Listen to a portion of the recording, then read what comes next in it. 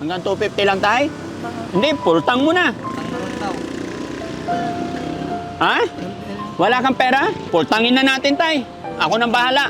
Okay lang? Sige, full tangin. Pwedeng full tangin ko na lang. Thank you po, sir. Okay lang? Salamat, sir. Thank you po. Sige po. Okay lang ako na mag-full tank, sir? Wala sir, malalim po sir. Ha? Malalim. Malalim? Mga gaano kalalim yan? Ba't ka umiiyak? Kasi nawa ni rin ko po sa ate ko. Ha? Nawa po ko sa ate ko. Ilang years na po. May 20 years na ata po. May ganun yung ate ko. Simula bata pa po.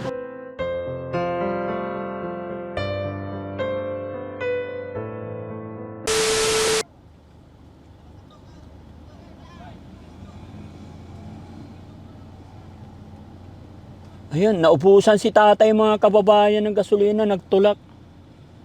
Yun. Ayun. Puntahan ko mga kababayan. Magkano kayo kakarga niya?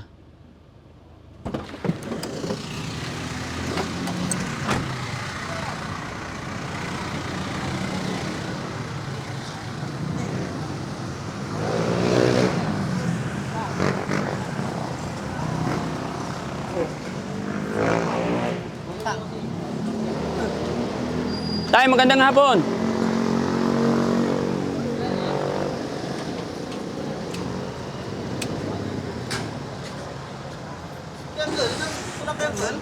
Bakit nagtulak si tatay?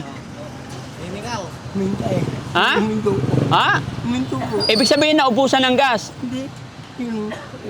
Kaunti na lang po. Kaunti na lang. Natuyuan na. Hindi. Ilang taon na po si tatay? 74. 74 na mamasada po kayo? Ah. Ang galing. Magkano pa karga ni tatay? Wow, madaming pera si tatay. Hindi. Bakit full tank? Hindi po lang. Hanggang batalya lang. Yung patalya lang daw. Ay, hanggang Batalya. batalya? Oo, yung po yung hanggang makita po dito. 74 ka na tay? Apa? Malakas pa. Pero nakita ko nagtulak ka dyan eh. Hinihingal ka po. Magkano yung hanggang batalya? 250. 250. Hanggang 250 lang tay? Hindi, full tank mo na. Tang na lang daw. Ha? Wala kang pera? Di ba pumapasada ka po? Oo. Pero pag sila lang hindi sa akin. Panggasolina lang, 250 lang. Full tangin na natin tay. Ako nang bahala. Okay lang? Okay. Pwede? Pwede po. Hiningaw si tatay. Hiningal. Salamat sa tulong niyo. Oo. Salamat sa... Maagang gumigising to. Aga ko gumigising alas. Para mamasada. Alaw na alas 2. Sige, punuin mo maigi. Sagot ko na po tay. Salamat. Hiningaw si tatay. Walang ano man tay. Minsan lang kitang makita kaya sagot ko ngayon. Matatanda po mo. Ha? Inuna lang. Matatandaan mo po nunal ko? Kilala mo po ba ako? Hindi. Hindi? Okay. Magkikilala kita doon. Makikilala mo na ako. Sa kulit, sa kulit, Opo. taga Misanin. May salamin. Sige po. Ang pangalan pala ni tatay? Danilo. Tatay Danilo. Oo, 74 years old, namamasada pa rin. Sikat. Bakit po? Ba't namamasada ka pa until now? Kasi mga anak mo walang pusak nagbibigay ang pera. Hindi sila kusa nagbibigay. Buti may motor ka po, panghanap buhay. Oo. Salamat. Tapos ang mahal-mahal pag gasolina tayo. Oo nga eh. Dati, 53, 52. Oo, ngayon 120. Oo. 97. Oo, sobrang mahal. 500. 500, sige. Ako nang bahala sa 500. Kasi mga kababayan, si Lolo natuyuan, nagtulak. Oh? Salamat ah. Ha? Salamat. Walang ano man. Sige tayo, ako nang bahala sa gasolina mo. Na? Salamat kay God. Uwi sana ako eh. Ha? Uwi sana ako. Uwi ka na sana. Alas 5. Oh, sige po. Ingat ka po tay. Salamat ah. Walang ano man po. Sa awa ng Diyos, matulungan ka sana ng Diyos. Ha? Matulungan ka sana ng Diyos. Walang problema. Sarado 500 bro? Baka kulang. Okay na yan. Oh, sige. Salamat tayo. Ingat ka po. Ah, Thank you kay God. salamat. Mm. Maraming salamat. Mabuhay ka po tayo. Sana kumita ka pa ng marami. Sige po. Nanay ko, namatay 97 eh. Ay, hindi na magtutulak si tatay. 97 nanay ko. Oo. Ano po? 97 nung namatay. Oo, sige po. Ingat ka, tay. Salamat ah.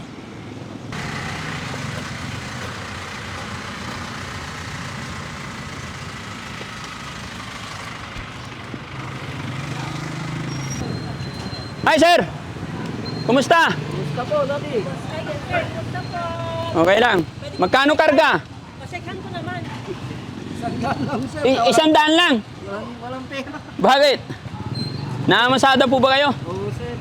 Eh, gaano karami yung isang daan? 1 litro. Kulang pa yun, sir. Sige, pultangin. Pwedeng pultangin ko na lang.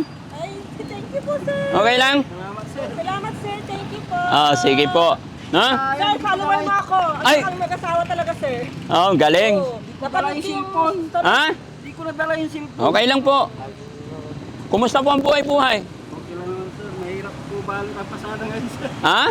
Mahirap ang pasada, sir. Naapektuhan din po ba kayo sa ano? Sa Sobra, pagtaas ng gasolina? Sobra po, sir. Hindi lang, sir, gasolina, sir. Bigas. Pati bigas.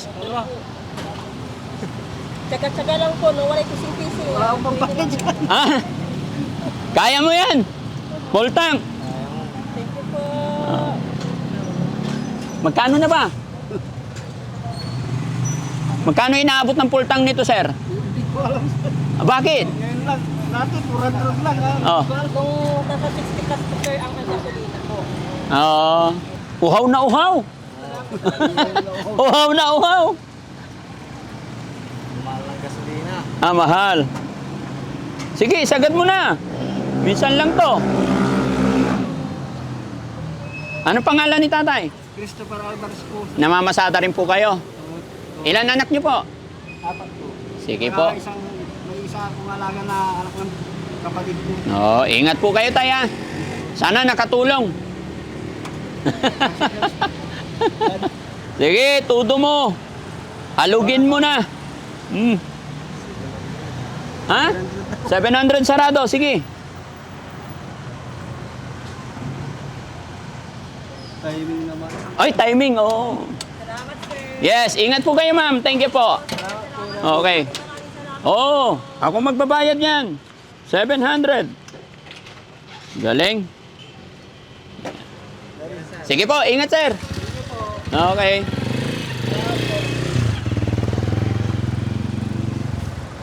Hi, sir. Magkano karga ni sir? Sangdan, sir. Ay, 100. Okay lang ako na mag-full tank, sir? Bahala, sir. Malalim po, sir. Ha? Malalim. Malalim? Mga gaano kalalim yan? Ay, uhaw na rin. Sagat ko, sir. Bakit po? Isang dalang araw-araw yung kaya eh. Isang araw. Namamasada ka rin po ba, sir? Opo. O sige, pupultang na ni Daddy Frank yan. Okay lang. Minsan lang naman eh. Hindi ba nakakaya sa inyo, sir? Hindi po, sir. Gumagawa talaga kami ng mga ganito, makabawas. Pagpasaya man lang minsan. Salamat, sir. Okay lang? O sige. Tignan natin kung ilan ang aabutin yan. Taga saan ka, sir? Kamangayaw po. May pamilya na po ba? Meron po. Anong trabaho? Caretaker lang. Caretaker. Service mo to? Service po. Oh, very good. Pag walang pasok, papasada. Pag walang pasok, nakamasada. Naapektuhan ka rin ba, sir, sa pagtaas ng gasolina? Siyempre po. Yung pagpunta ko pa lang po sa mismong site, wala na. Ano na ako sa gasolina, talo na ako. Oo. Yung sasahuding kong 400, 300 na lang. Nababawasan Tapos 100. marami pa yung 300, pag uwi ko, iwan ko pa yung 200, yung 100, pangkain ko na lang dito. Anong ginagawa mong paraan ngayon, sir, para maka-minus tayo? Medyo, tipid din ako sa gastos. Nagtitipid din. Sa sigarilyo, iwas mo. Tanggal na yun. Uy, okay yun. Iwas mo na sa bisyo. Ilan anak mo, sir? Dalawa po. Asawa mo, nasa bahay. Sa bahay lang po. Laban lang. Laban, sir. Oo. Hindi naman araw-araw siguro ganito. Hindi natin alam, sir. Kung baka mas lumala pa. Mas lumala pa. Oo. Nakakaya na, sir. Hindi, sige lang. Malaki yung babayaran. Walang problema yan. Full tank, basta full tank. No? Minsan lang ako mapagpasaya. Ha? Okay na po yan. Uhaw na uhaw. Ayan, wala. 800, sige. Okay. Ingat, sir. No? Pangalan mo ulit? Nicolas Mission po. Oo, Daddy Frankie po. Ayun! Sabi ko na nga ba eh. Daddy Frankie. Okay, ingat. Nakapalo po. Salamat po. Oh, si sir naman. Magkano karga ni sir? 120. Bakit 120? Eh, ang laki ng tangke mo. Wala pang kita, sir. Wala pang kita.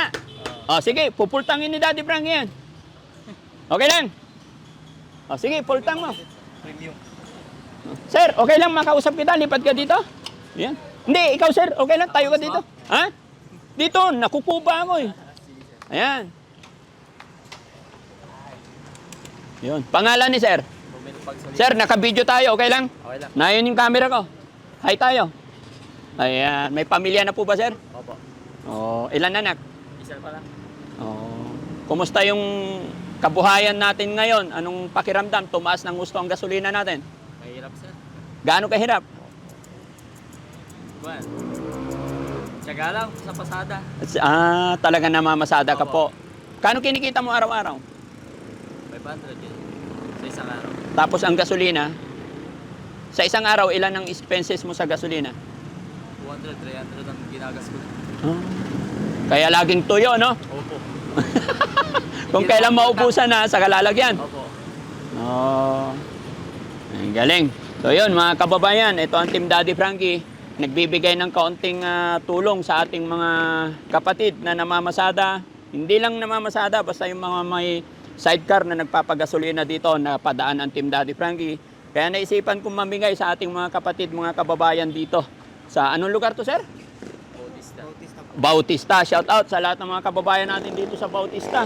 Oh, malaki ang tangke ni sir. Kumada yata. Hindi, punuin mo. Walang problema yan. Sige lang. Hindi kayo nakilala nung isa. Ha? Hindi kayo nakilala. Hindi, oo. Okay lang yun. Walang problema. Mahalaga, nakatulong tayo. Baka may gusto nga i-shout out, sir.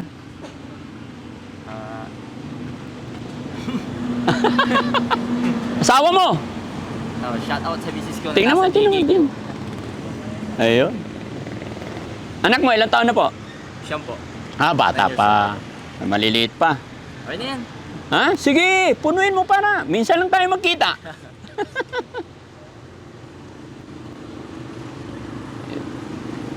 Sa wakas, napuno rin. Kaya nga po eh. Madalas, no? Yung mga tricycle driver, ganyan, karga nila 200, 300. 300 na lang po. Oo. Bihira mapuno, no? Okay na yan, sir. Yun. Ingat, sir. Okay. Magkano? 800 tapos ito, 1 to 25. Saan galing yung 1225? Sa akin. Ha? Tapos yung 800. Hindi ko pa binigay yung 800 kanina? So, bali, magkano lahat? Kilito. Sige, sir, ingat. Sige, bossing.